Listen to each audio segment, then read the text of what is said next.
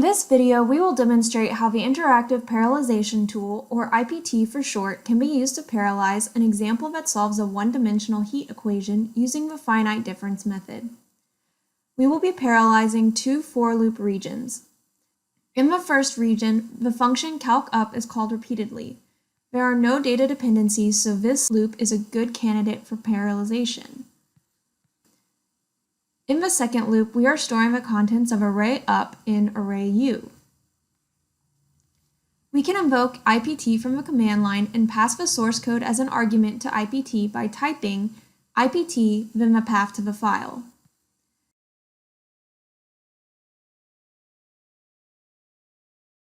IPT first prompts the user to select a parallel programming model.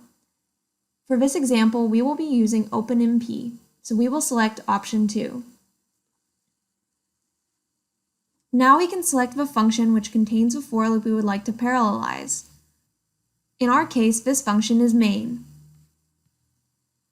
IPT asks which parallelization pattern we would like to use. We will select for loop parallelization. Using the information we have provided, IPT forms analysis of the source code and presents potential for loops that can be parallelized.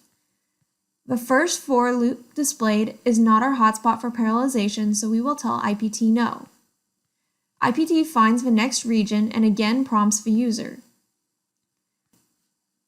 We will say no until we see the for loop where calc_up is called.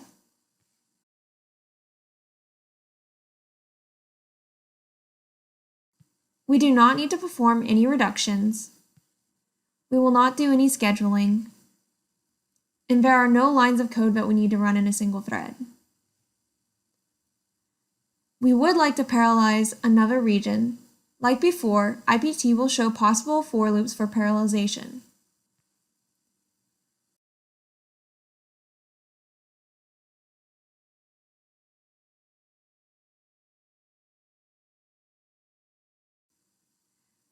You can see here, this is the loop that we wanted to parallelize.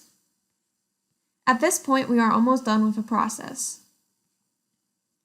Again, we do not need to perform any reductions. IPT automatically performs dependency analysis on variables. However, if IPT is unsure about a variable or an array, it will ask the user for clarification. In the case of array U, we will choose option 2.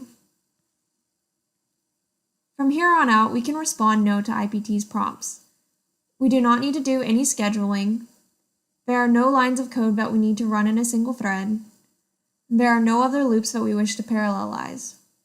We will not do anything special for printing or add any timing statements.